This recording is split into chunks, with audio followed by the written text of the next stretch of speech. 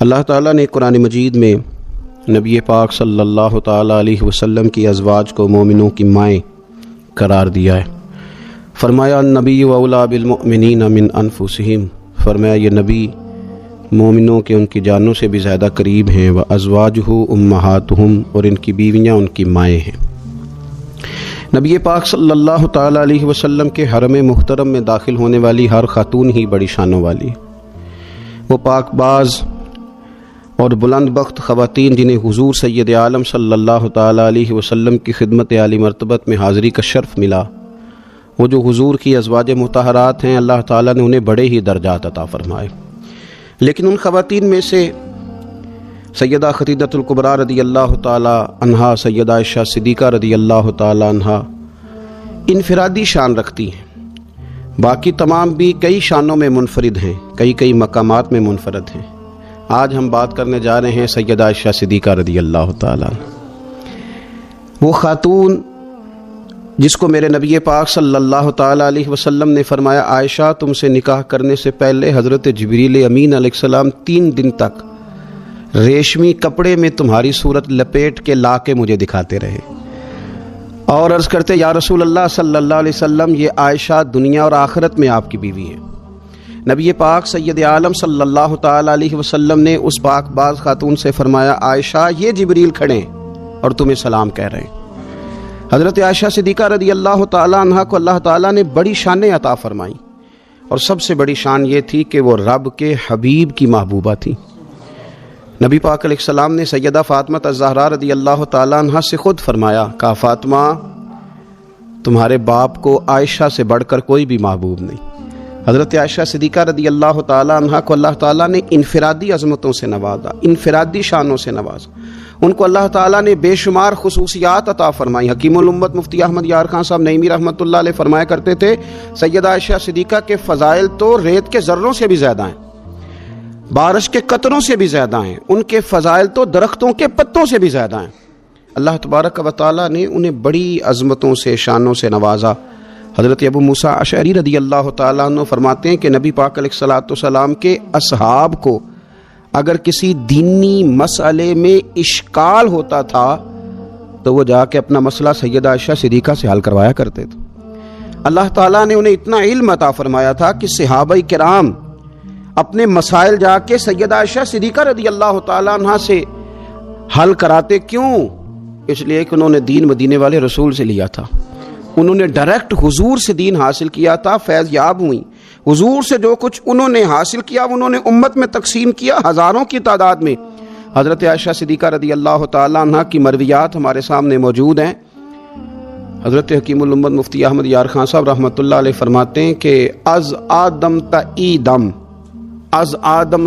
دم، یعنی جناب آدم علیہ السلام سے لے کر آج تک کائنات میں حضرت عائشہ صدیقہ رضی اللہ تعالیٰ عنہ سے بڑی عالمہ فاضلہ خاتون کوئی نہیں ہوئی۔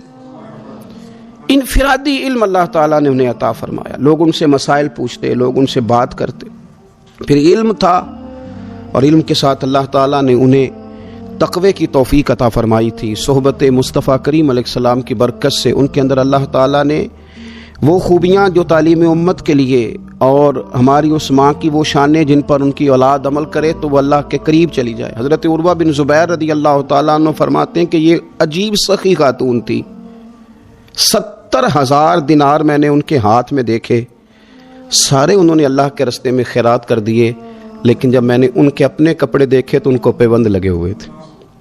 70,000 دینار خیرات کر رہی، اپنے کپڑوں کو پیوند لگے ہوئے۔ 1,00,000 دینار ان کے پاس تھا۔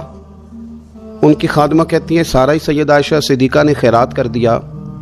میں نے کہا اماں جی کو 1 دینار رکھ لیتی ہیں، آپ کا روزہ تھا، میں کچھ کھانا لے آتی، آپ کھا لیتی۔ تو فرمانے لگیں کہ پہلے یاد کراتی تو شاید میں رکھ لیتی، تو سب بانٹ دیا اللہ کے راستے میں۔ حضرت عائشہ صدیقہ نے یہ اثار حضور سے سیکھا، امت کو سکھایا۔ فرماتی ہیں ہم کوئی مجبور تھے فاقے کرنے پر، حضور کے در دولت پر تو خدا کے فضل سے بڑی نعمتیں آتی تھیں، لیکن حضور ساری ہی رب کے راستے میں خیرات کر دیا کرتے تھے۔ ان کے اندر پھر اتنا اثار کا جذبہ پیدا ہوا، اتنا انہوں نے ساری زندگی اتنی خیرات کی، اتنا اثار کیا کہ گنبد خضرا کا وہ حجرہ نور جس میں حضور علیہ السلام کا وہ نورانی مزار ہے جس پر 70,000 فرشتے صبح درود و سلام پڑھتے ہیں، 70,000 شام کو پڑھتے ہیں۔ وہ حضرت عائشہ صدیقہ کی ملکیت تھا۔ سیدہ عائشہ صدیقہ رضی اللہ تعالیٰ عنہ فرماتی ہیں اس میں حضور کی مقدس تدفین ہوئی، پھر میرے والد حضرت سیدنا ابو بکر صدیق کی تدفین ہوئی، پھر ایک قبر کی جگہ باقی تھی میں نے اپنے لیے رکھی ہوئی تھی۔ لیکن قربانی کا جذبہ ایسا تھا، اثار کا جذبہ ایسا تھا کہ جناب عمر کو زخم لگا، انہوں نے اپنے بیٹے کو بھیج کے کہا کہ اماں جی سے پوچھو میرا بھی دل کرتا ہے کہ میں حضور کے قدموں میں سیدنا صدیق اکبر کے پہلو میں لیٹ جاؤں۔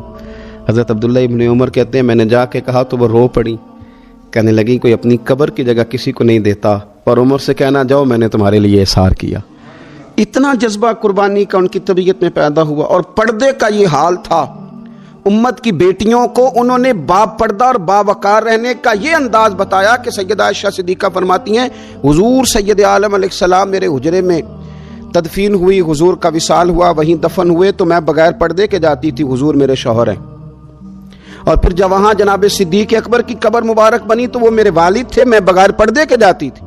اور جب وہاں حضرت عمر رضی اللہ تعالیٰ عنہ کی قبر بنی تو پھر میں نے پردہ کر کے جانا شروع کیا، اس لیے کہ عمر میرے لیے محرم نہیں تھے، میں پردہ کر کے جاتی تھی۔ تو حضرت عائشہ صدیقہ امت کی بیٹیوں کو بتاتی ہیں کہ میں تو مزار پہ جاؤں تو پردہ کر کے جاتی ہوں، میں تو حضرت عمر کے مزار پہ جاؤں تو پردہ کر کے جاتی ہوں، اور تم بغیر پردے کے بازار چلی جاتی ہو، وہاں تم چلی جاتی ہو، سر عام چلی جاتی ہو۔ یہ معیار دیا حضرت عائشہ صدیقہ رضی اللہ تعالی عنہا نے امت کی بیٹیوں کو۔ عبادت انہوں نے اس طرح کی، تقوی ان کا اس طرح کا تھا کہ آپ کے بھانجے فرماتے ہیں کہ ساری رات ہی وہ اللہ کی بارگاہ میں حاضر رہتے تھے، ساری رات ہی مصلی آباد رہتا تھا۔ پھر بھی ایک دفعہ حضور کی بارگاہ میں عرض کیا انہوں نے، یا رسول اللہ میری بخشش کی دعا کر دیں، میرے گناہوں کی معافی کی دعا کر دیں، یہ عاجزی ہے۔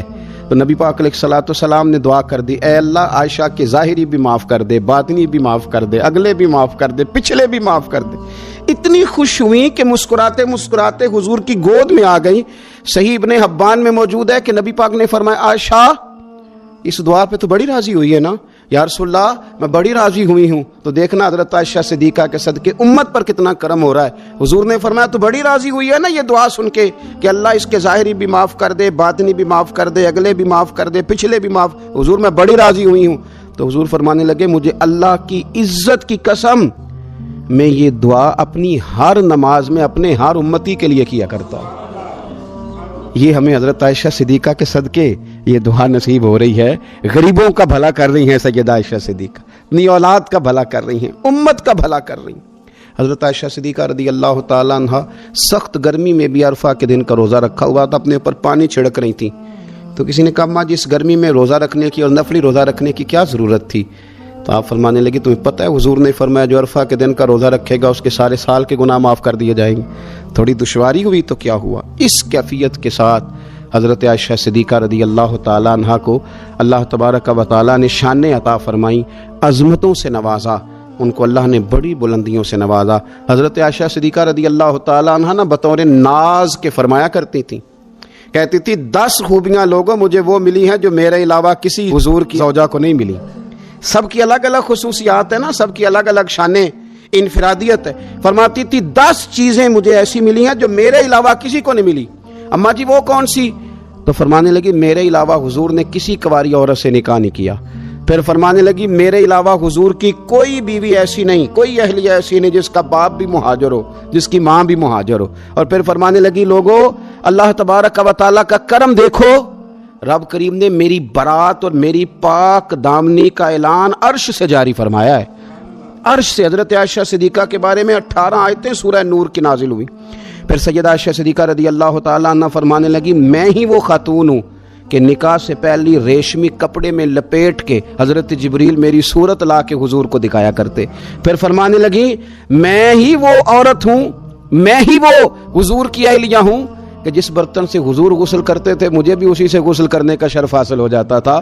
پھر فرماتی ہیں لوگوں یاد رکھو میں ہی نبی پاک صلی اللہ تعالیٰ علیہ وسلم کی وہ بیوی ہوں کہ میں حضور کے سامنے سوئی رہتی تھی، حضور تہجد کی نماز پڑھتے رہتے تھے، گویا جو انوار و تجلیات تہجد کے وقت وہاں نازل ہوتے تھے مجھے بھی اس میں سے خیرات ملا کرتی تھی۔ حضرت عائشہ صدیقہ رضی اللہ تعالیٰ عنہ فرماتی ہیں یہ میرا ہی مقام ہے کہ حضور میرے بستر میں ہوتے تھے اور حضور پر وحی نازل ہو جایا کرتی تھی۔ پھر ارشاد فرماتی ہیں کہ نبی پاک صلی اللہ تعالیٰ علیہ وسلم نے مجھے ہی وہ مقام دیا کہ حضور کا نورانی وجود میری گود میں تھا جب نبی پاک نے وصال فرمایا۔ فرمانے لگی میں ہی وہ خوش نصیب ہوں کہ میری باری تھی جب میرے نبی پاک کا وصال ہوا، اور 10ویں نمبر پہ فرمانے لگی لوگوں میں ہی وہ خوش قسمت ہوں کہ جس کے حجرے میں رسول پاک علیہ السلام کو دفن کیا گیا۔ قیامت تک جس پر لوگ سلام بھیجیں گے جسے گنبد خضرا کہا جاتا ہے، یہ وہی مقام ہے جو حجرہ عائشہ صدیقہ کہلایا کرتا تھا۔ اللہ تو سیدہ عائشہ صدیقہ کے صدقے ماؤں پہ فضل فرما، بہنوں کے نصیبے اچھے فرما، اور بیٹیوں کو برکتیں عطا فرما۔ آخر دعوانا ان الحمدللہ۔